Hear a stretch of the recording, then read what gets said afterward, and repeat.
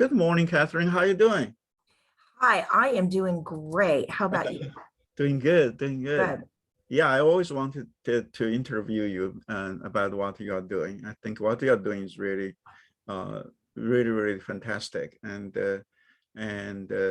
early on, we talked about like you help people to read, and this is something I think it's a national crisis. Many young people, young students, they cannot read and they cannot write. Yep. Uh, so and where do you live? I live in Clinton, Indiana, small Okay, town. okay.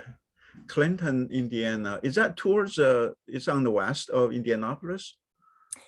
Yes, it's probably the biggest town closest to us is Terre Haute. Oh, okay. Yeah. Yeah. Okay. Yeah, I've been to Terre Haute many times. My daughter actually went to Rose-Hulman there. Oh, okay. Yeah. Yeah. So he just graduated last May. Okay. And could you tell me more about your program? You said you have the program helping young children to read Mhm. and write. We have a program that we do over here, and it's called Reading Boot Camp. Mhm. And we have children that come from many different areas. We have students who come from Terre Haute, who Mhm. come from Dana, Indiana, Montezuma, Clinton, Brazil, Rosedale. It's amazing how many kids kind of find out about us and their parents will drive them. And we meet on Wednesday nights Mhm. from 5 to 6:30. And we've been doing this for a number of years because the program is based on a phonics program that's been around for a long time. Right. And it's something that I feel as a teacher that if parents don't feel like their kids are getting it at school, they can come learn from us. Right. Well, So this is yeah, this is something which is doesn't make sense to me. Like they stop teaching phonics, many school. Do you know why is that case? well, this is a good question because what I know to be true is in the late 50s and early 60s, that's when the whole idea of phonics kind of got pushed to the back burner. I mean, it kind of got a black eye, as my mentor told me, was that not all kids need this. So fast forward, when I went to college, I remember my college professors would say to the education students that phonics is old and outdated and it's boring, it has no meaning, kids don't need all that. They need to, and it was when the whole language movement was coming through in the 80s. Mm. And so through the years of theories coming and going and fads coming and going and different people's ideas, the basis of our English language, like my shirt that I have on has got our little smart chart on it. Mm. Just the very basics that kids Right. used to learn Right. Yeah. just got thrown out. And so we've got generations of people who, even in their adult years, they think that something's wrong with them. And a lot of it, they just didn't have a good phonics base. Right. I mean, this thing is like, even though it didn't work, but they still are not changing it. I mean, I don't know any school has been talking about like, let's go back to phonics. It's always the parents saying like, let's go back to phonics. Well, if you talk to any older teacher, even retired teachers, they'll all say it was a downfall of the whole education system when they threw the phonics out. And little did I know when I was in college that I was kind of being prepared to be an anti-phonics teacher. Oh, wow. And yeah, and then when I got out of college and started teaching, it took me a few years to realize that I honestly didn't know how to teach a child to read. It wasn't until my son was ready to go to kindergarten and I thought, well, what am I going to do? I mean, I at that time I was living outside of Indianapolis and there was a little Christian school that a mom started. It was like a homeschool / Christian school. And I sent my son there. And the kindergarten teacher that he had used an older phonics program, and it was a drill book. And I had never seen a drill book before. I thought, this is the stuff they say makes kids hate to read. Well, that book would come home, I would send it back, and my little boy, who's now 30, read beautifully when he was in kindergarten. And I, being a public school teacher, was so in shock that these young kids could read like they did. I asked the teacher, can I come in and videotape? That was back in the day when you had your big video camera. I looked like a television. Yeah. I went in and I videotaped these young 4- and 5-year-olds who were reading beautifully in kindergarten. And I thought, this is such a contrast, because in public school, they kind of did a letter a week, A for a week, B for a week, C for a week, D for a week, until you get to the alphabet. It's kind of just the way they did it. I saw these young kids reading beautifully. So I'm like, I want to learn this. I camped out at my own son's little kindergarten and learned from this amazing teacher that he had, who used a drill book. And I took that, I fell in love with it, and I saw, and then when it was time for my son to go to first grade, unfortunately, that little school didn't have the financial backing from it didn't have a big church or somebody behind it. So it kind of closed. But my son got what he needed. Right. Then when I sent him to regular public school in first grade, he was bored. Right. Those kids, and I know in your book, you mentioned the same thing about your child. I thought, why does my son complain that he doesn't want to go to school? I mean, I'm a teacher. I think school's great, but the kids were trying to learn what he already knew. Right. Because he had the right instruction. Yeah. My both of my kids actually went to kindergarten, but actually daycare to pre-K, also at a lady's house. So very old style. I mean, oh, wonderful. Old school. Yeah. They actually, when they graduate from her school, both of my kids can read to like 3rd and 4th grade level. Yeah. And then when they get to the public school, that's where they get bored. Well, and there's a mindset too, that so much of what we're talking about is just what people have set in their minds. And, a lot of people think little children, little words. Well, if you know the basis of our English language, and our endings, TION, shun, SION, shun, and all those, you could look at a word information, right? Information. You can sound that out if you're 4 or 5 years old. Right. So on the back of my t-shirt, you can't see it, but it says big words are no big deal. No big. Yeah. Big words are no big deal. They're just little parts. Yeah. My son had a lot of a huge vocabulary when he went to the public school. And actually it's kind of funny because and his friends can like to tease him to say, his name is Alan, and like to tease him and say, Alan, speak English, because he was using big words. Yeah. It's amazing what a little child, and I've a lot of the studying I've done is between the ages of 4 and 7 is when your little mind is the most opportunistic time to soak up sounds, and our brains are looking for patterns. Right. And if we just show this whole word, which I have to admit, I did this for lack of not knowing a program that worked. I put the words on the index cards, family, neighbor. A lot of the kids that I tutor now they'll say they don't know their sight words. And I'm like, oh dear. And a lot of teachers, they just don't have materials that teach phonetically how to read. They depend on sight words. And that's kind of like all backwards, because your brain has to sound words out. And then you can throw those weird kind of words in, like once and ever, words that are difficult to sound out. Yeah. And they're no big deal. That's just a word that, but in most places of the kids that I tutor here in my classroom, here at my home, it's the opposite. They get the sight words sent home. And so I have to explain to the parents, do these phonics drills, the sight words will come. You don't just exclusively do the sight words, because that's where the kids hit the wall. Because how can you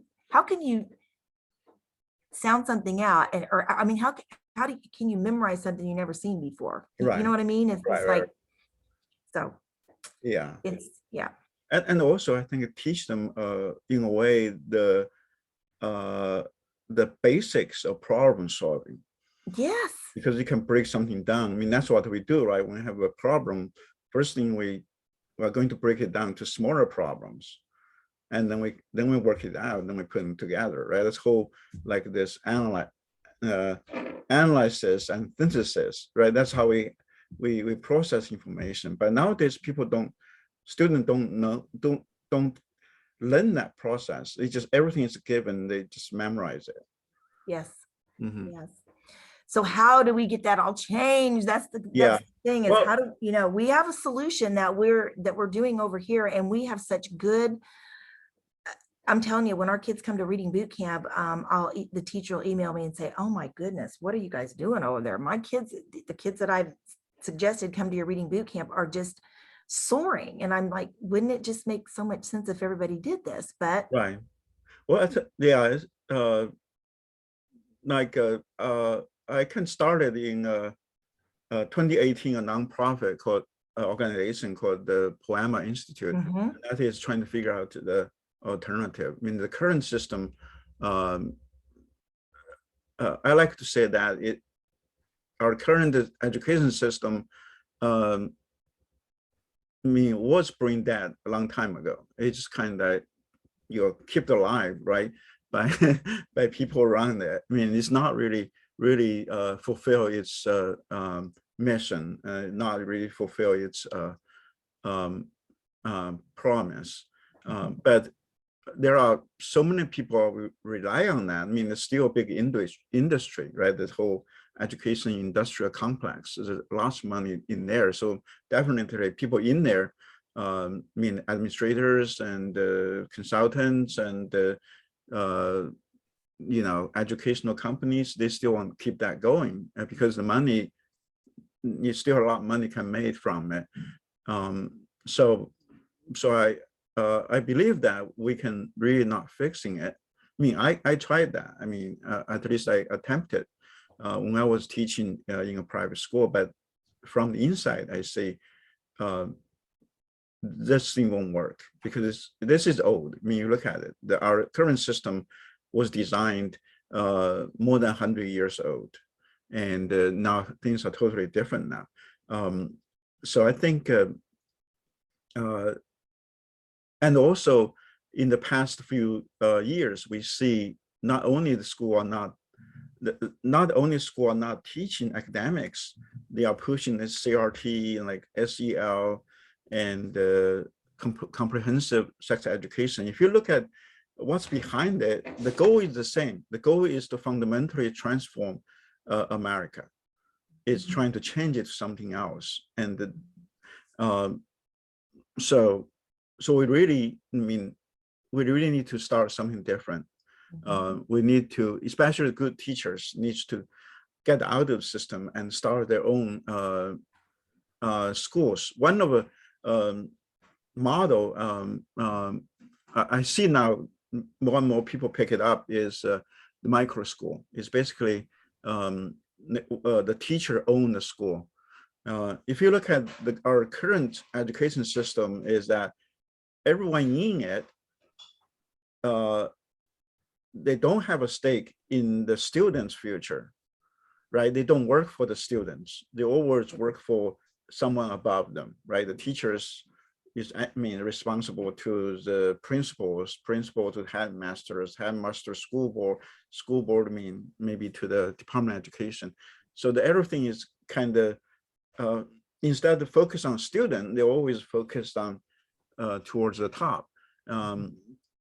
And as teachers, I mean, both of us, we know that our jobs become harder and harder because there's a lot of restrictions come down, right? And also now in the past couple of years, then you have to deal with like the whole social emotional learning, the anti-racism, diversity, equity, inclusion, those kind of things, which has nothing to do with academics. So I think and more teachers, especially good ones, they feel like they are not really teaching anything, and they are really so much restrictions on them. Right. And they really, I know a lot of teachers really have their heart is for the students, but Right. unfortunately, the whole system is designed, you know, you have to follow whatever Exactly. the, up down, right? You have to follow whatever the principals says you.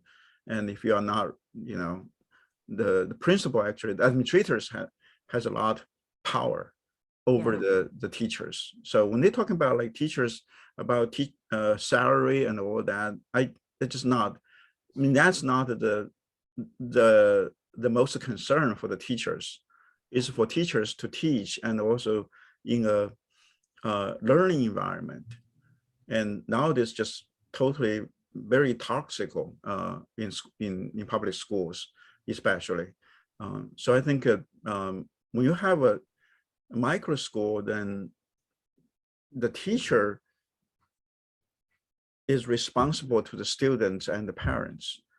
And also because teachers own the school, the teacher have the incentive to run it well, right? And also if you're small, they can adapt to the students, and they can adapt to the needs of parents.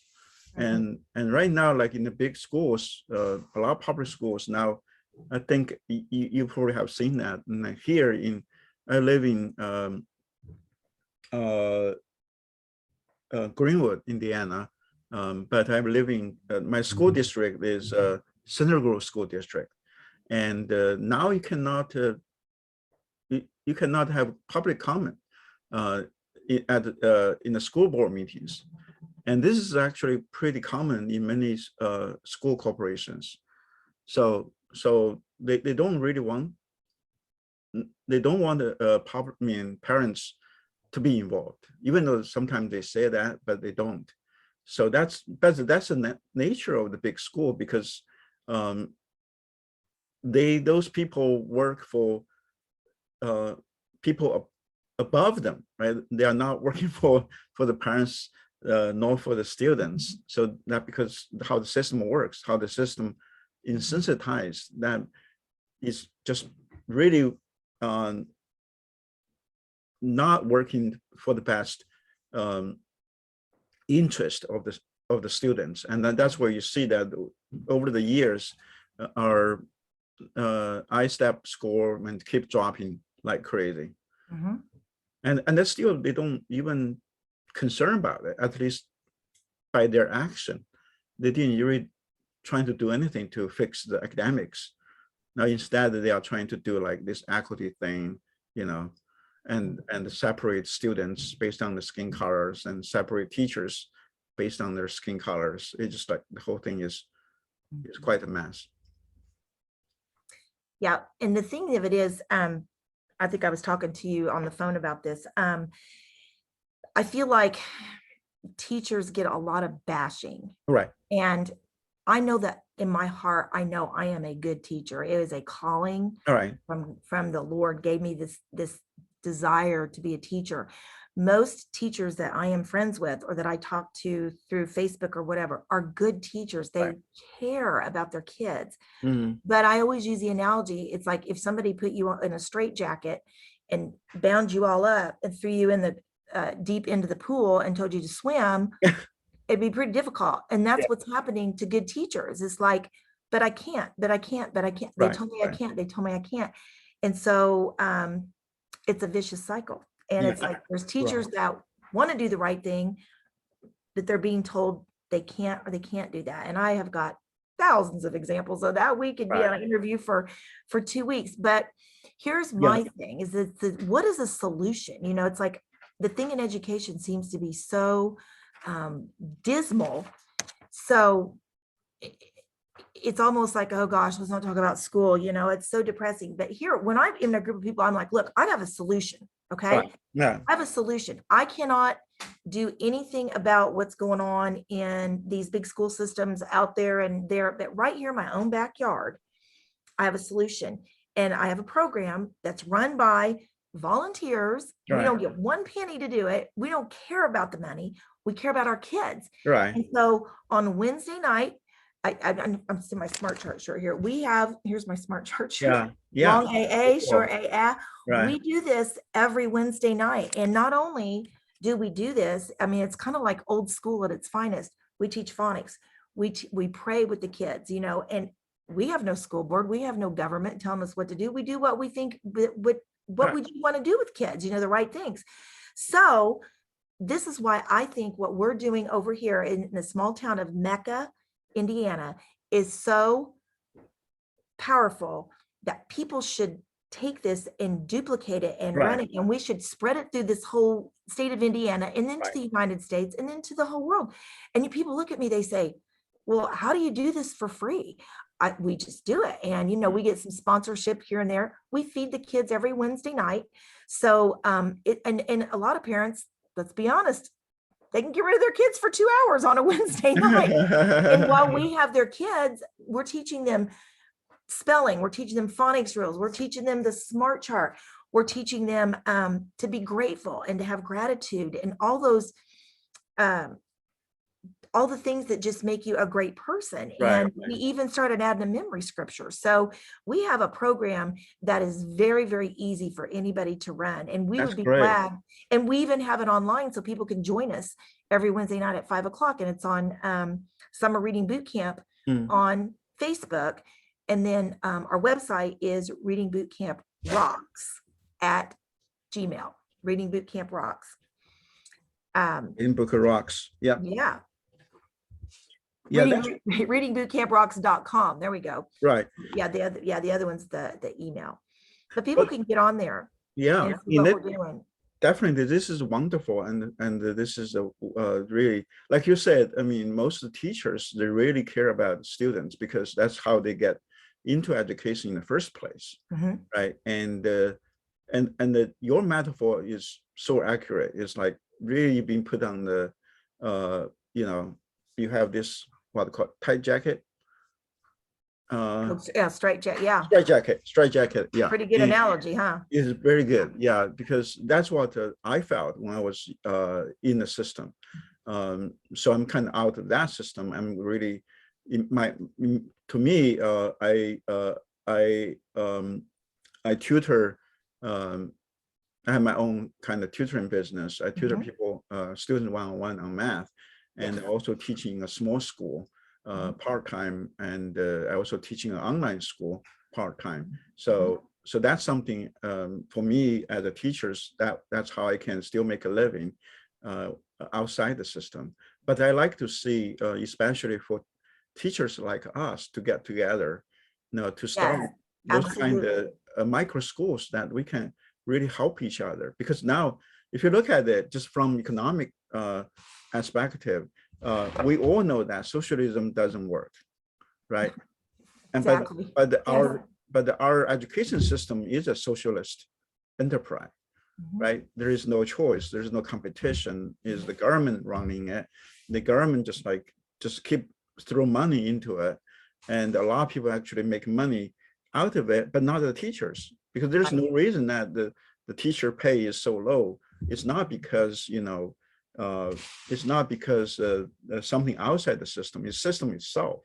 Right. And you see the administrators that make a lot of money, and some schools has more non-teaching staffs than teachers.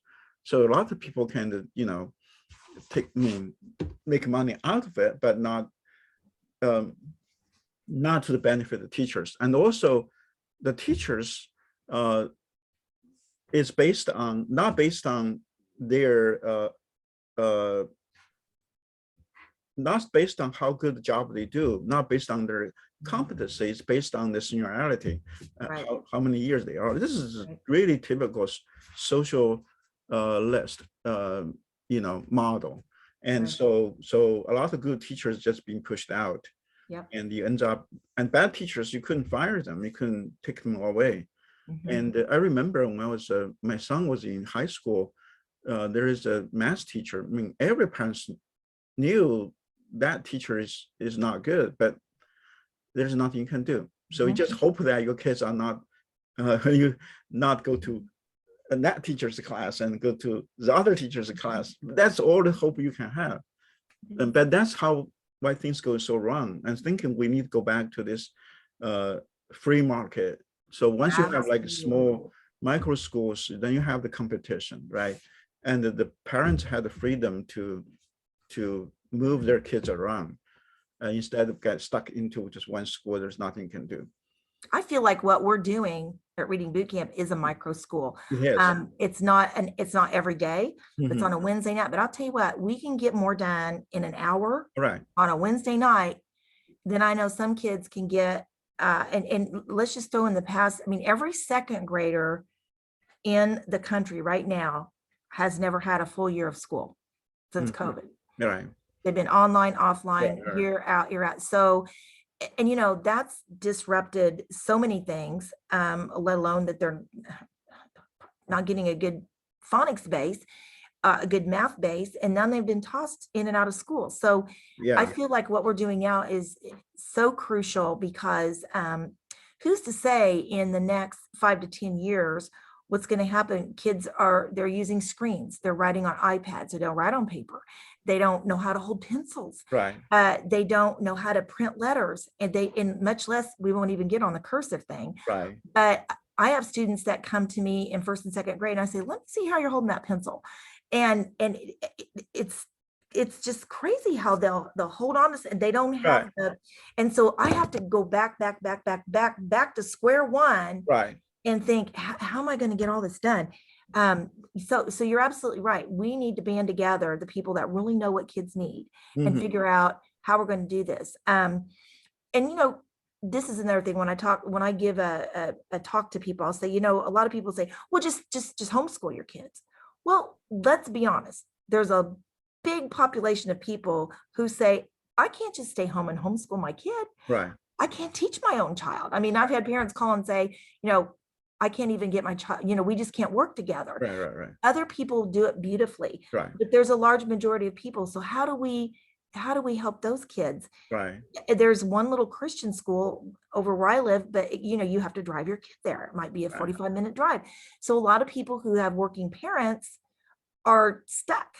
So I said, well, why don't you come Wednesday night to Reading Bootcamp? Guess what? It's free. What do you mean it's free? It's free because I don't want money ever to be an issue that a kid does not get what they need to have, because our motto that we say is we need to be strong readers, which makes powerful thinkers, which makes informed decision makers.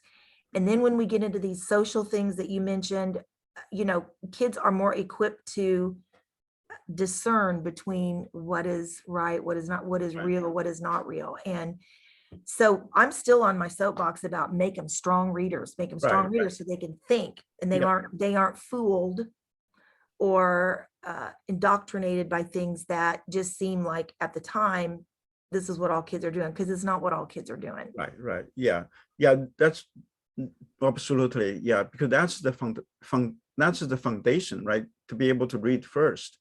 And then you start to read good books and you start writing. And also, we really don't need to teach kids that many subjects. There is no, I mean, like my personal experience, I pretty much just learned on my own. Once I started to be able to read, and I just read on my own. And that's how I learned the math and other subjects. And so in the public school, because the school has to, in a way, to justify, right? They take money from the taxpayers, so they have to make sure, at least on the paper, that there's so many subjects they are teaching, but in reality, kids are not learning.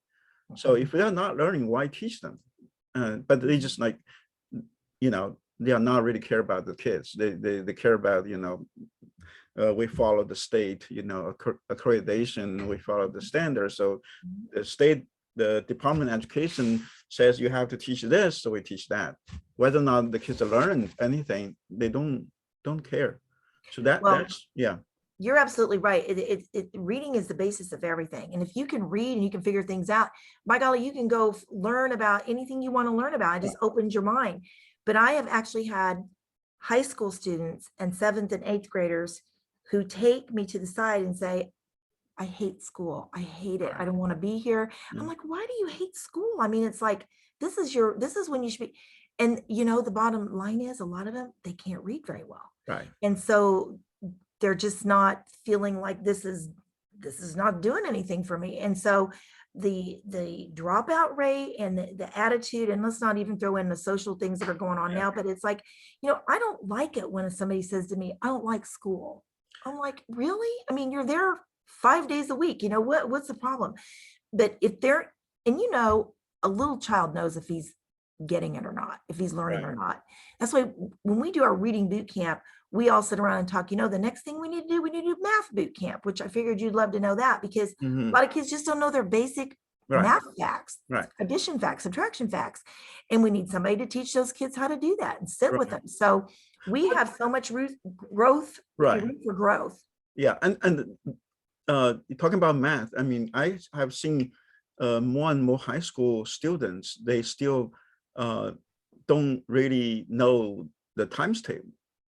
Yeah, how many 3s are in 12 or how many 4s are in 16, and you have to figure all that out. So how are you supposed to be at higher level when you're still down here? And so they can use calculator, but they have no number sense. So they don't know if they got the wrong answer or not. And this is totally wrong. I mean, to me, there is a really a real effort is trying to dumb down the American kids. Oh, absolutely. Yeah, I mean, otherwise it doesn't make sense at all. I mean, so bad it was, and also every few years there's a new way of teaching. Right. And we just got confused, and the Common Core is a good example. And how the way how they do math, they just like totally cause a confusion. It is, and the parents are confused, and it's like then the kids are. It's just a big crazy mess. But I still say that if we could get kids between the ages of 4 and 7 to be able to be confident readers, I've had parents call me and say, "Oh my gosh, they're doing so much better in math." Right.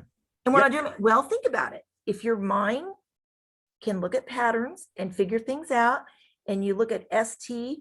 And you look at a word over here that's got something, you go, oh, that word has ST, so that must be okay. You make associations, and before you know it, this code is easy to crack. It's the same thing with math. Once you get the few basics down, then the higher order math is not that big a deal. But I still have older kids that need to be at square one. Right. So that's why our program, we love it, because we can take older kids and we kind of have a little trick.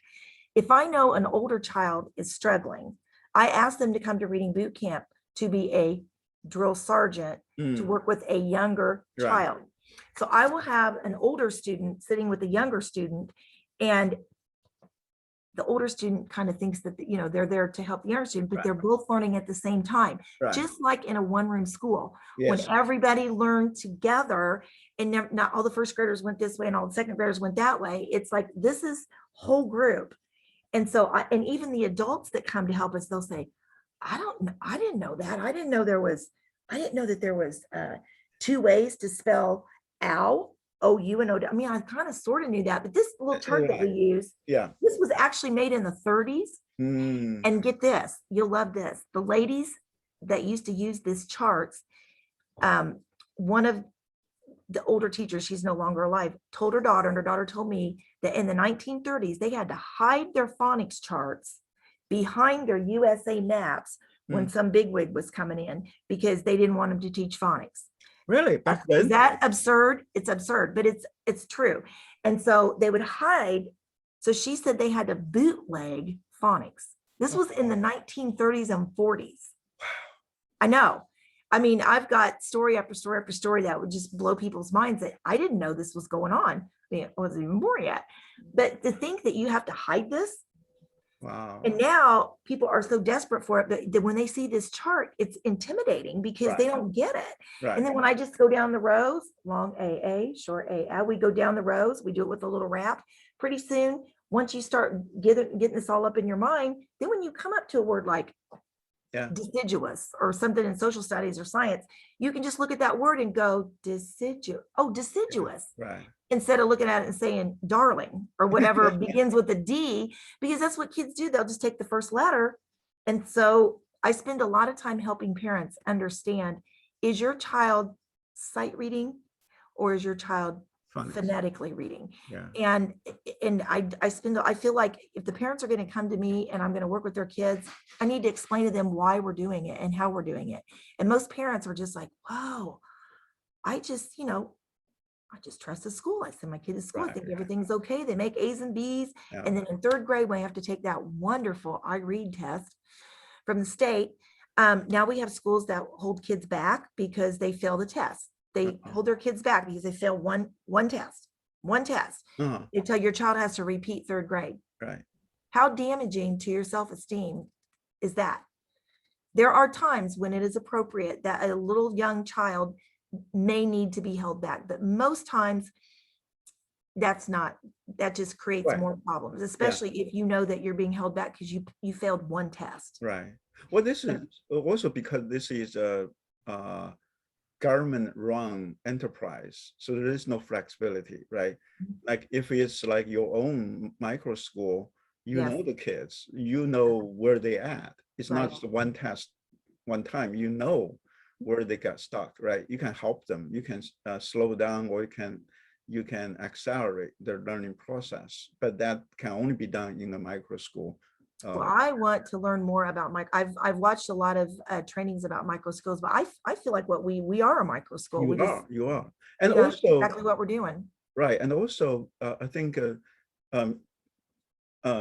both of us teachers, that we know that the kids does not have to learn first of all that many subjects, and also spend that many time in school, right? I mean, if they are learning how to read and write, they can just pick a book and read it.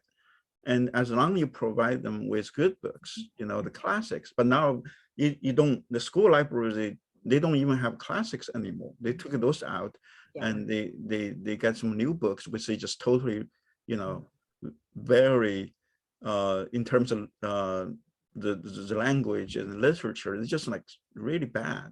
Yep. Yeah. So I saved all my books from when I used to teach elementary school, and I still have the Sounder and all the good, books that we read back then. I feel like they're little gold bars. I want to save all this rich literature that we used back. And, I'm not even going to get into the whole banning of the book. There's so many things now that they're banning. It's beyond crazy. Yeah, it is. But I keep saying, but we have a solution to do with these young kids, and we've got older kids that come too. Right. And if anybody that's listening to this, I'm telling you what, you do not need to have a teaching degree to teach a child how to read. You need a method that works. And that's what we have. And what we have is old. It's nothing new. It's been around since the 1930s, and it's still working in 2022. And then we throw in, we usually have a theme. We just did Perseverance was our theme, and we had Brian Dorsett, who is a former professional baseball player, and he now has Dorsett Automotive in Terre Haute. He came in and spoke to the kids about, what is perseverance? And sometimes you just don't feel like doing stuff, and you just gotta suck it up and do things, and it's like, kids need to hear that. They need to hear that, not everything is easy. And not everybody's going to make everything so easy for you to pass. It's like, you got to work at this.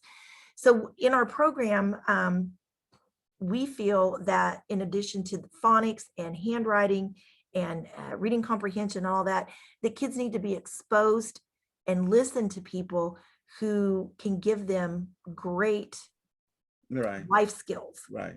Yeah. That's very important. Yeah. And also, like the way you teach phonics, it's very good exercise to teach kids how to solving problems. Exactly. Yeah, It's a code. It's a code. Exactly. It's because when you look at it, it seems scary, seems a lot, seems kind of hard to solve. But then you go just look one at a time, and before long, everything, they got it, right? Yeah. So that's a way to solve a problem. Exactly and right. That also give your student the confidence. Once they solve this kind of problem, they will say, okay, I can do other problems. Right. Yeah, I mean, that's very important to make sure the kids love problem solving. But right now they don't. Right now in schools, they just hate it. They just, like, I teach math, so my student would just ask me, show me how to do it, then I'll do it. But if you don't show them how to do it, they just don't know how to do it. So they don't know how to handle. They don't know how to really solve a problem. Right. But the way actually at that age and start with phonics, I think that's wonderful. Wonderful. We need to have math reading. We need to have math boot camp. We need to have cursive camp.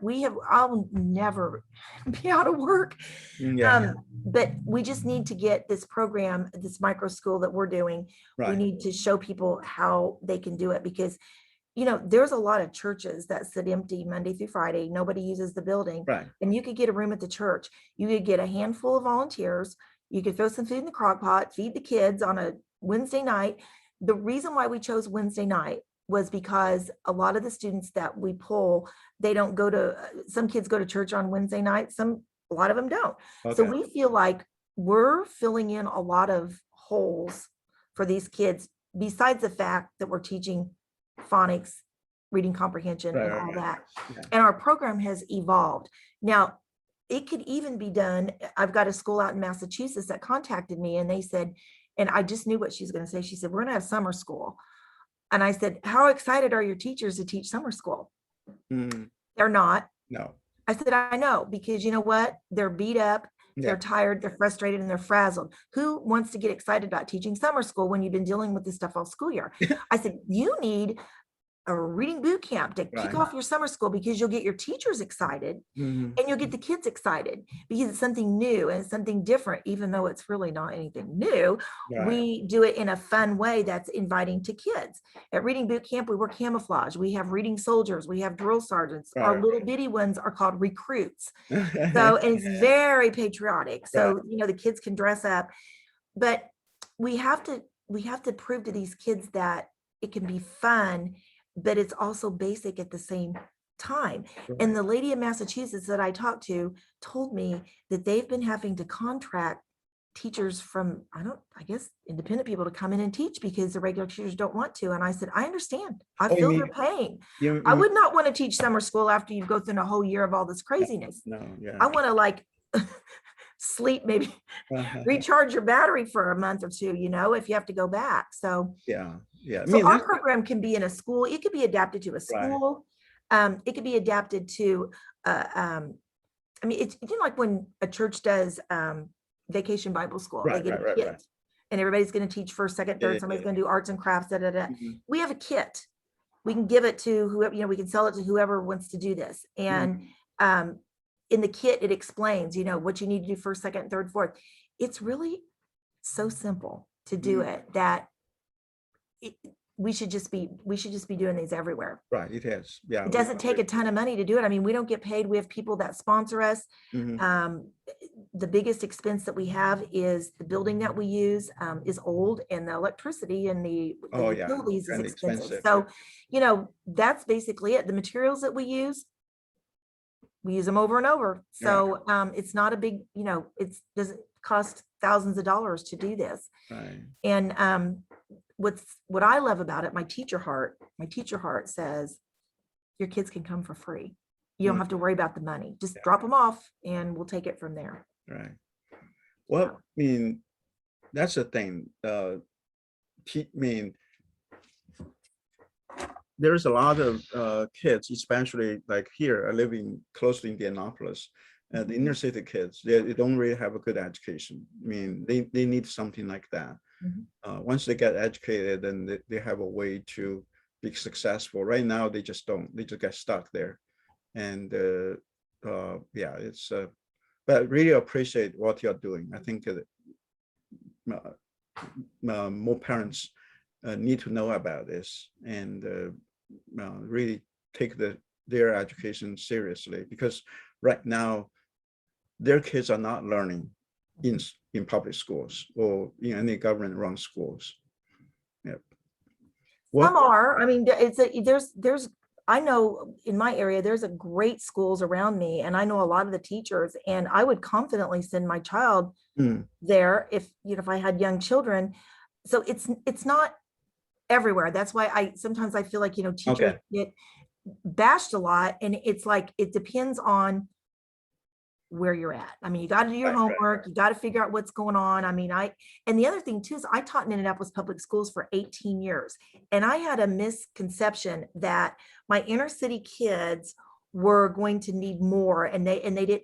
But you know what I learned, Dr. Ping? I was wrong, because when I started doing the phonics chart that I use, a smart chart program, I tutored children. This was back 20 years ago. I tutored children from Shelbyville, Russellville, all out in the rural areas. And I thought, wait a minute, this is not a problem of where you live or how much money your parents make or whatever. It's a matter of what you've been taught. Right, exactly. So I kind of had to get my thinking changed that the inner city schools, that's just where it's not happening. Because I'll tell you what, when I was in Indianapolis public schools, I had some amazing teachers that I learned from, and instructional consultants back in the day. They would come in and help us. And I think being a public school teacher in the inner city was my best training I ever had. And then when I got out of it and I get out in the more rural areas, I'm like, you know what? It's all what you've been taught.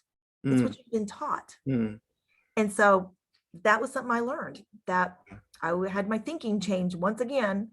Well, yeah, it really depends on how you teach those kids. Exactly. Right. And just right now, the way well, it's more than just teaching, and also the discipline, the way they did, how to like handle how to discipline students, and how to helps, build up the relationship between teachers and students.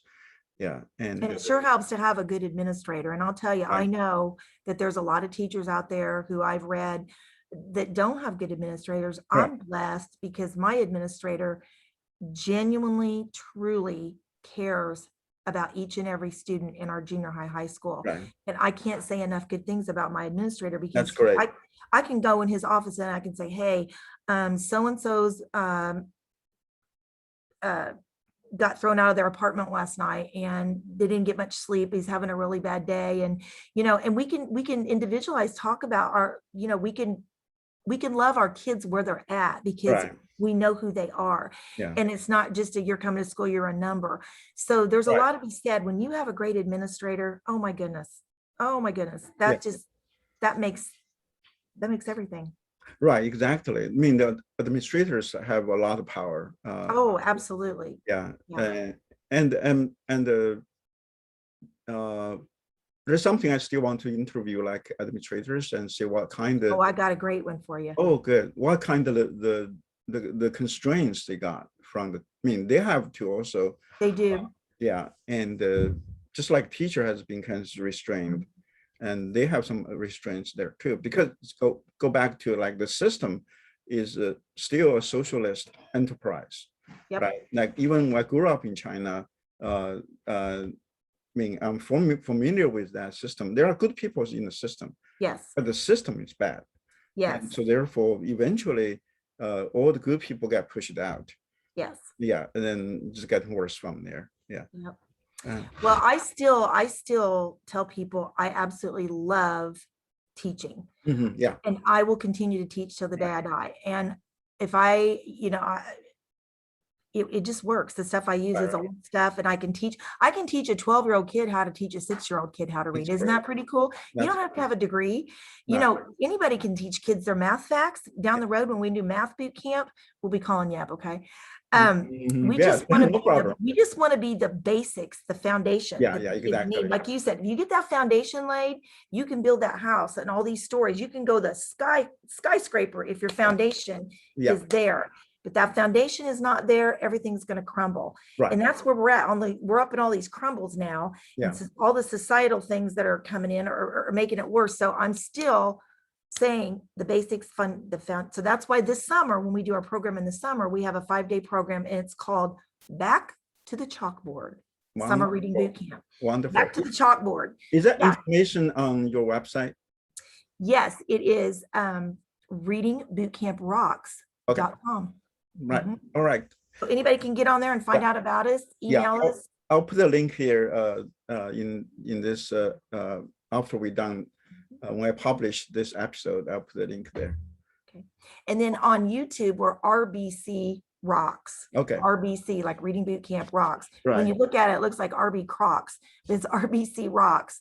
And that is our YouTube site that we Right. recently got on, and we like it because people subscribe to us now, and it's just amazing to think this good stuff that we're doing in a small town that is really, people are going, gosh, we need this. Right. Yeah. In a lot of ways, we're actually going back.